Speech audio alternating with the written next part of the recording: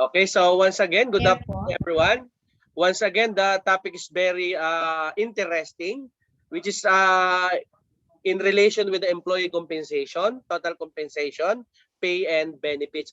Actually, I'm really looking forward with different additional payment from the government. No, they have a payment from parang based on evaluation, based on their performance. Uh, Based on what I have heard with my friends from the government agencies that they have a lot of allowances and so on and so forth.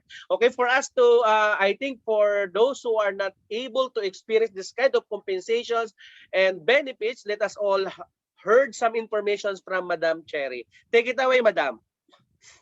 Okay, so thank you po, sir. Good afternoon po, and good afternoon, classmates. So, my topic for today is on employee compensation, total compensation, pay, and benefits. So, mostly, this applies to government employees, but maybe some also can be applied to the private sector. Okay, so my topic is purely on compensation.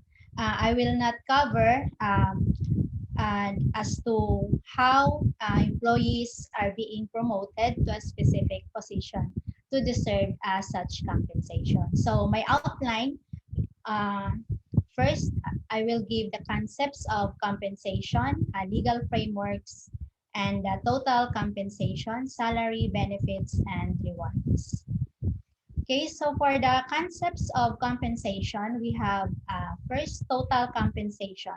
This represents all financial and non-financial rewards and entitlements arising from the employment relationship. Okay, so there are intrinsic rewards and extrinsic. So the intrinsic rewards, these are derived from the work environment which are valued internally by an individual. So, dito natin matatanong sa ating sarili, are we happy with our job? Okay, are we contributing? Are we satisfied with our contribution to the organization? So, mostly these are based on our individual values. Okay, next is the extrinsic. So this comprise all compensation benefits, both monetary and non-monetary, and received directly or indirectly by the employee. So for the direct compensation, these are cash compensation items which are either fixed or variable and are paid to an employee for the performance of work. So later, we will discuss some of the examples. Okay, and the indirect compensation, these are usually non-cash or in-kind benefit items that contribute to the employee's welfare, standard of living, and personal development. Then we have the fixed compensation. These are cash compensation items which are regularly granted to all employees. Okay, so next is the variable compensation. These are cash compensation items which are granted to employees based on certain qualifications or rendition of special services. Then we have what we call the basic pay. This is the primary cash compensation for work performed, excluding any other payments, allowances, and fringe benefits. Okay, so next, we have the salary, usually for the regular employees of the government. This refers to the basic pay for work performed by an employee paid on a monthly basis. For the wage naman, this refers to the basic pay for work performed by an employee paid on a daily or hourly basis. And the fringe benefits, these refer to cash compensation benefits given to an employee to supplement the basic pay. So also examples will be discussed later. So for the legal frameworks, I would just like to start from RA 6758 during the time already of late President Corazon Aquino. So this is the Compensation and Position Classification Act of 1989.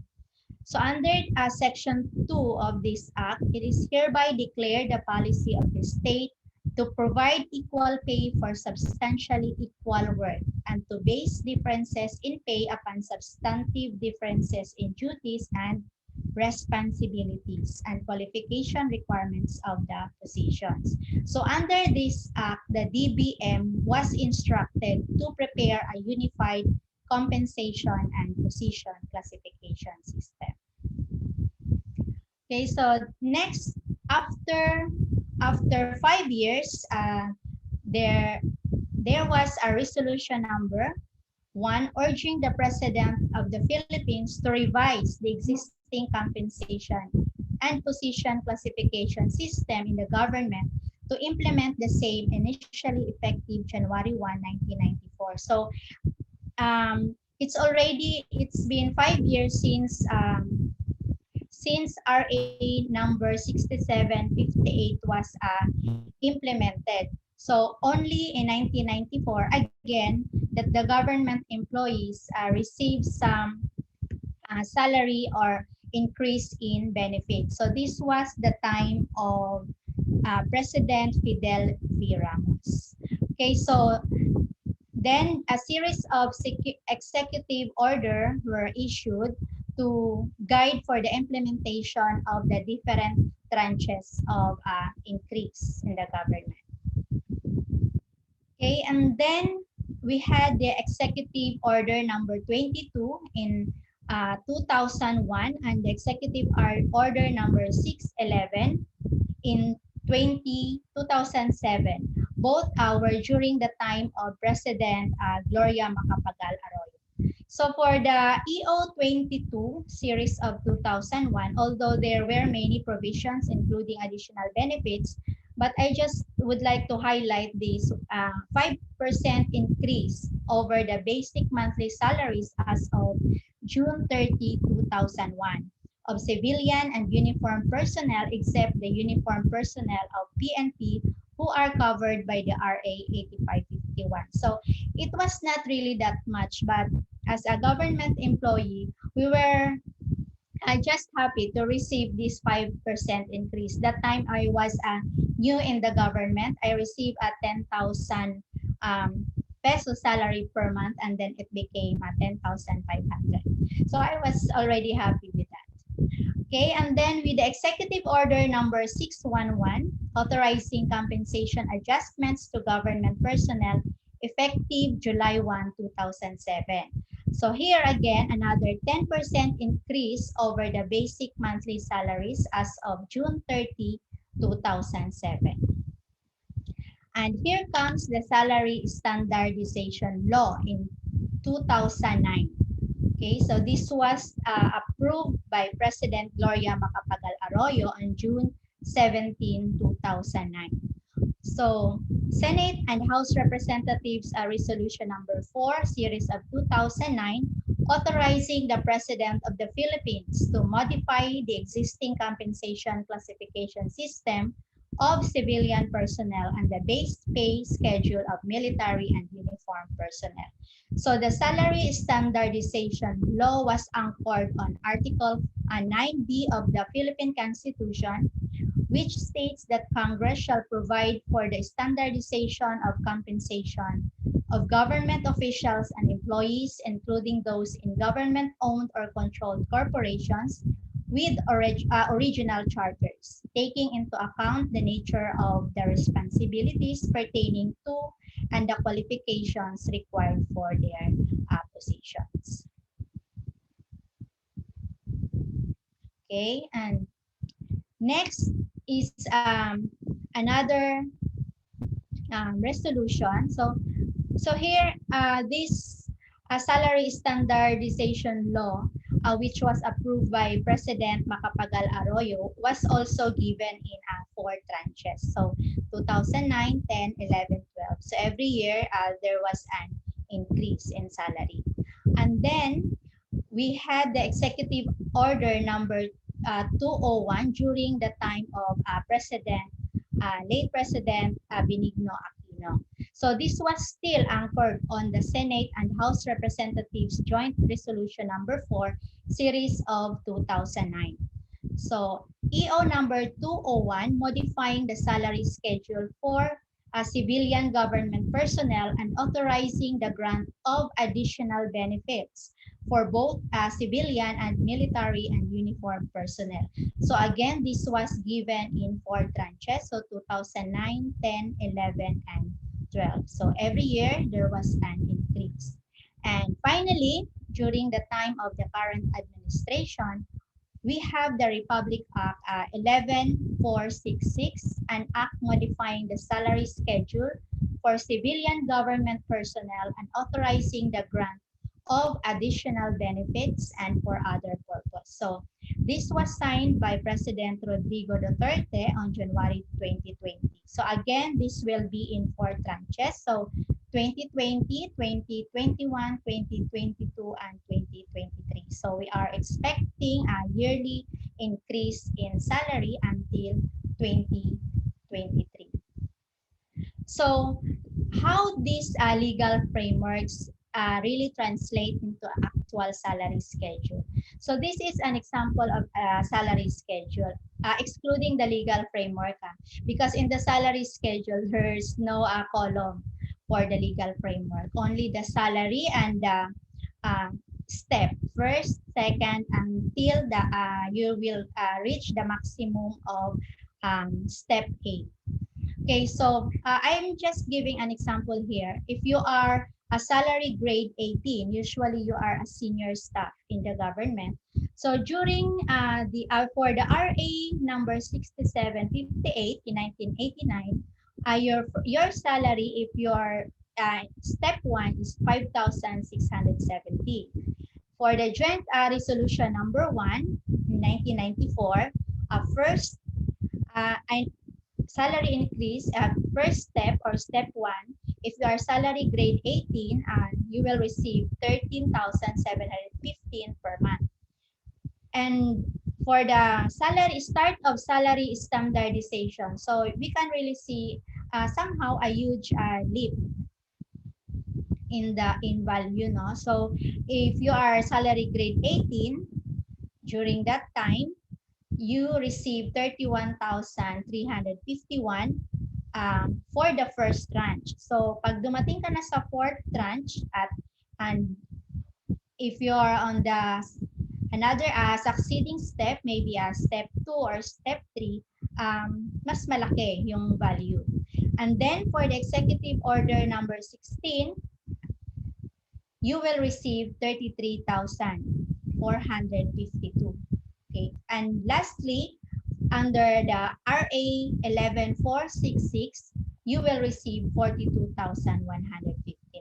So if you will see from 1989 to 2019, pag titinan lang natin siya dito, parang ang laki. Pero when we consider closely, this already 31 years since 1989. And then nagmahal na rin yung mga bilihin. However, marami kasing mga other benefits than the salary. So we can still consider that the compensation given to us as government employee is reasonable enough. Madam, excuse. Yes po, ma'am. It is applicable for the local government and for the national? Yes, sir. For the local government, however, there are certain percentage based on the class of municipality. So first class, almost the same, 100%. So same yung schedule po. Okay. So it means to say that they have separate salary schedule. It depends upon to their, kung sabi mo nga city. I see. Yes, sir. Meron pong certain percentage depende sa class po nila po. I see. So for national level, ito yung ina-apply. For local, so depende pa sa status ng kanilang ano. Thank you very much. Yes, okay, sir. go ahead, madam. Thank you po, sir. Okay, so for the funding sources, maybe we will ask saan nanggagaling tong mga source na to parang madalas may increase yung government. Okay, so ito lang naka-base doon sa latest, but actually almost the same sa mga previous na legal frameworks.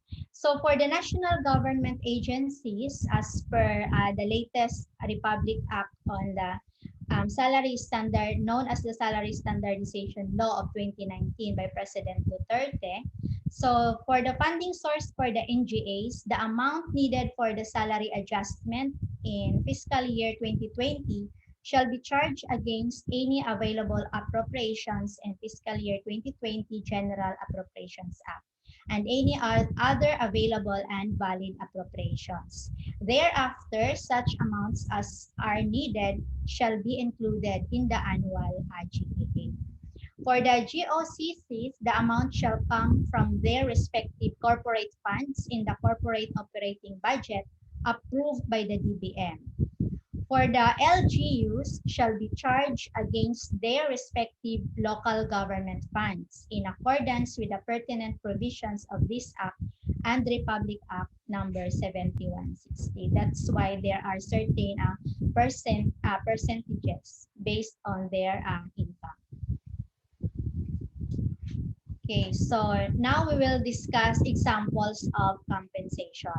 So the total compensation, as mentioned earlier, we have the intrinsic rewards. These are job satisfaction, personal career growth, quality of work life, sense of belonging.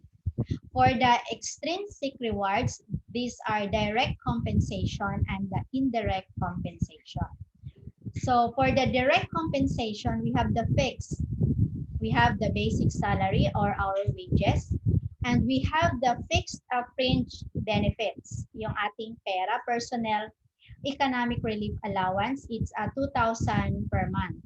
And then the uniform allowance, now it's already 6,000 per year. So for the variable fringe benefits, we have the hazard pay, honoraria, overtime pay, night shift differential pay, subsistence allowance, and the traveling expenses. So for the hazard pay, not all government employees receive this hazard pay. This is a premium given only to government personnel exposed to hazardous situation. So mostly personnel like they are working in the laboratory, they will receive a hazard pay. And lately, because of this pandemic, if the quarantine status is ECQ or MECQ, those who report to office will receive a hazard pay also, amounting to, I think, 500 pesos per day. Next is the honoraria. These are token payments and recognition of services rendered beyond the regular duties and responsibilities of position. So if you are invited to other agencies, and normally they give you some honoraria, it can be in form of cash or in kind. Then the overtime pay, this is a cash payment for work performed by an employee beyond the regular working hours in a day, and those performed on rest days, holidays, and non-working days. Although now, in this time of pandemic, we are not allowed to claim such overtime pay because we have a work from home schedule. Okay, then the night shift differential pay given to an employee whose regular working hours fall wholly or partially within 6 o'clock in the evening to 6 o'clock in the morning of the following day. So there are employees in the government, particularly one example is the staff or the employees of the Philippine Development Authority, PFDA. Okay, so maybe they are working from 6 p.m. to 6 a.m. to do some inspection of incoming fish landings. Okay, then the traveling expenses and per dimes, these are allowance and compensation for attendance to tasks that requires an employee to travel. So again, this type of benefits is not being enjoyed or we cannot claim this during this time of pandemic because of travel restrictions. Okay, so for the allowable local travel expenses, it's also covered with a series of executive order. So before, in 1995, the allowable local travel expenses is 300 per day. Then on March 24, under Executive Order number 298, it became 800 pesos per day. And then at present, it depends on the cluster basis, depending on uh, where you will travel, because example cluster 1 belongs to this specific region, so you will just receive 1.5 per day, and then for cluster 2 1.8, and cluster 3 2,200 per day. Okay, then for the indirect compensation, we have the protective, the paid leave, additional services, personal development, others, and the perquisites na tinatawag. So for the protective, we have our health insurance. So as a government employee, we are covered by PhilHealth. Now, PhilHealth was established to provide health insurance coverage and ensure affordable, acceptable, available, and accessible healthcare services for all citizens of the Philippines. Although lately there were some controversies with PhilHealth. Okay, then for the retirement benefit, we have the GSIS. So created by Commonwealth Act number 186 and RA number 8291. It is a social insurance institution that provides a defined benefit scheme under the law.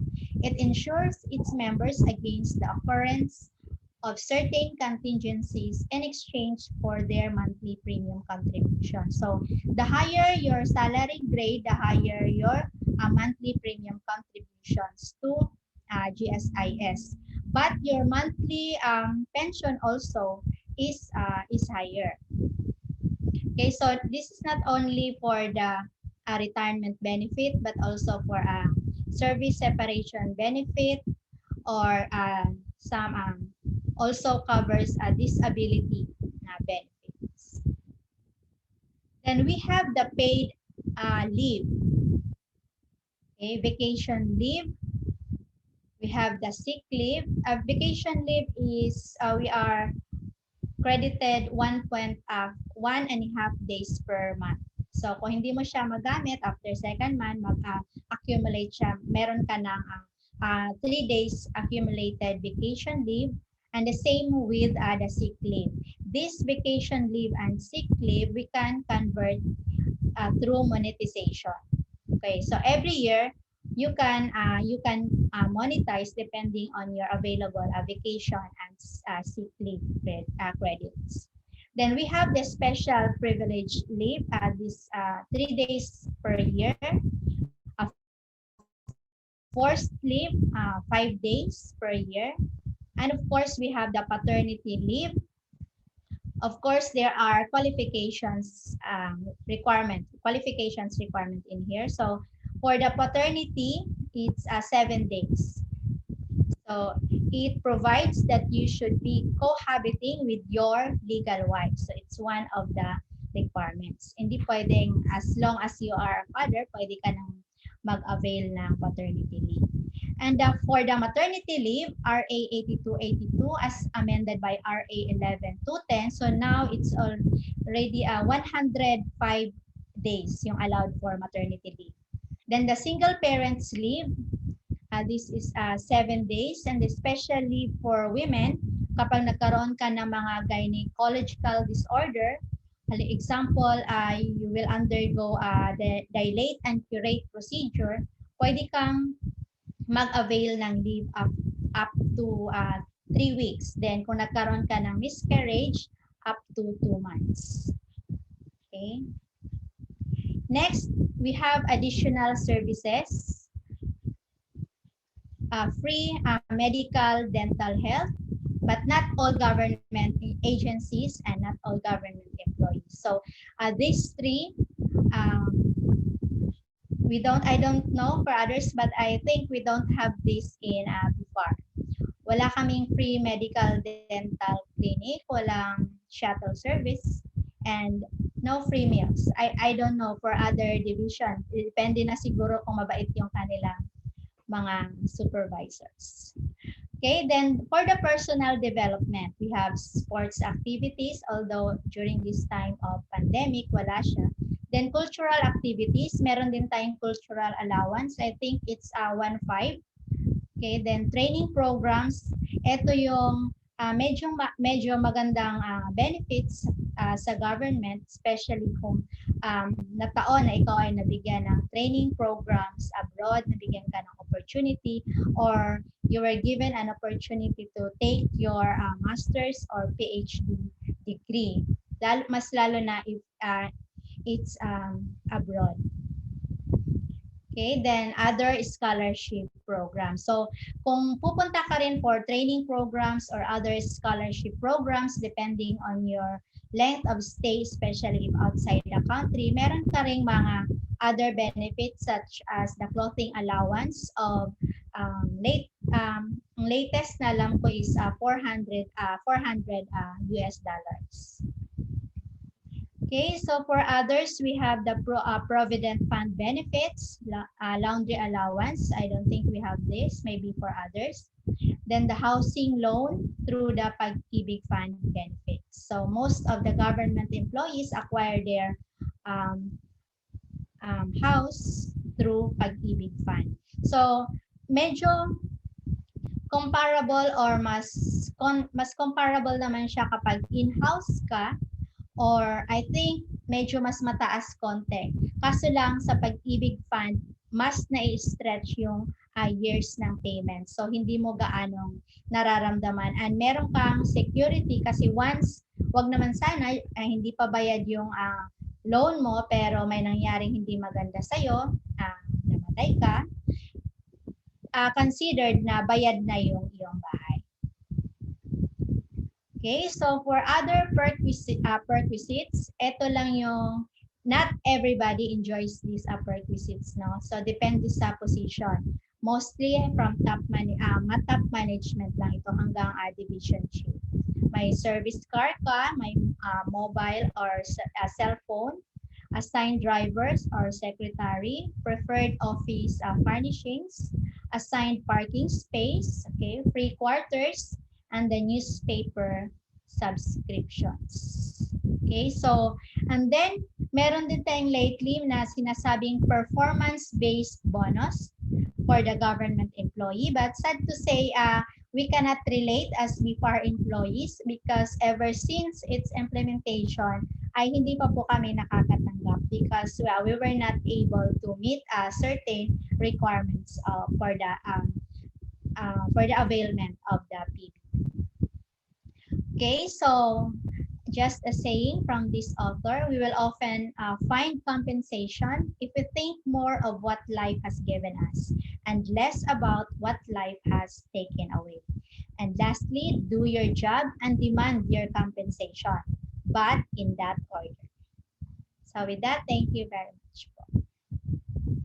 Madam, Yes, how sir. you mentioned a lot of benefits, no? I've heard also with regards to different appointment with local government employees. So they have anong tawag doon? Job order, they have ano pa bang tawag nila? And so how about the yung benefits ng ganon? Sir, I can only relate for the NGAs, no? So yung aming mga job order, karamihan ng mga benefits na aming natatanggap ay wala po yung aming mga job order. So wage nila, and then meron silang tinatawag na premium na natatanggap din nila every 6 months. Yung katumbas yun nung nila, half ng 1 month salary. Then may benefits din sila before when they travel, parang same sa benefits ng regular employee, yung 300 at 800 per day nung time na yon. But during nagkaroon na ng changes, medyo tumaas yung TEB namin, parang may certain percentage na lang ang pwedeng ma-avail ng ating mga job orders. But for other benefits, for example, yung leave credits, maternity leave, regardless of status, kahit job order ka, pwede kang maka-avail ng benefits na yun. So, hindi talaga siya ganun ka pareho na makukuha kapag a regular employee. Is there any possibility that the organization or the government agency give you the salary grade, for example, pero hindi permanent position? May ganun ba? Anong Ang ano po ngayon, sir, yung aming mga job order, correct me if I'm wrong, may mga job order kami dito. May certain salary grade sila, then may halimbawa for a regular employee, ang ano nila is aquaculturist 1. Meron ding job order na ang title ay aquaculturist 1. So same din yung kanilang salary po or kanilang wage. Wala lang silang benefits. pero ano ba? Available yung item binigay sa kanya pero hindi siya ipine-permanent. What will be the reason or anong ano? So for example, if the persons are working for 1 year, 2 years, then salary grade for example, there's an available SG25 binigay halimbawa sa kanya. Then 1 year, 2 years, 3 years hindi pa rin pinagkakaroon sa kanyang permanency, possible ba 'yon or ano yung Okay, sir, kasi yung parang position nila, parang yung title nila, parang hindi kasi ibig sabihin, halimbawa, binigyan sila ng aquaculturist 1, ay available yung position na yun, nasa plantilla yung aquaculturist 1. Hindi po siya ganun na nangyayari po. So, aquaculturist 1 sila, job order, halimbawa, kasi ito yung kanilang functions, ito yung kanilang, ano bang tawag nito? Ito yung I forgot. Parang na-attain nila yung certain requirements pala. Halimbawa technical sila, so binigyan sila ng technical na position or na item. Pero hindi ibig sabihin na available yan sa plantilla ng bureau po. pero So kung katulad sige, go ahead. Katulad po sa amin, sir, mayroon kaming mga staff na aquaculturist 1 pero or admin staff, pero sa actual na plantilla approved ng DBM, wala yung mga ganun, hindi siya available sa aming division.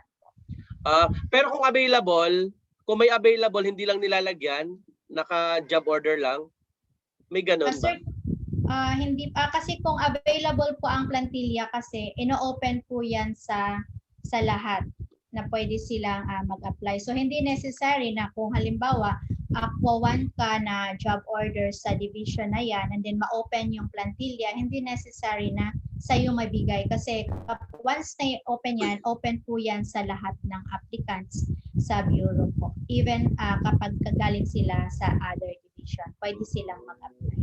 So parang based on Sir Joseph, plantilla po sa bill to use, ito sa saving fund or bonus. So may mga ganun Okay, ma'am. Actually, I have a lot of parang question mark in mind. Pero syempre, siguro depende rin naman sa government agency, maybe iba yung ng academe, iba rin sa before, iba rin sa DICT and so on. So congratulations, ma'am, and thank you and okay, congratulations. Okay, next presenter please.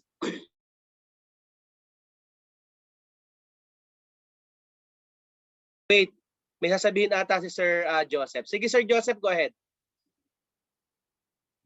Wala sir po, nag-send lang ako ng virtual clap for Okay. a job well done kay Ma'am Chair.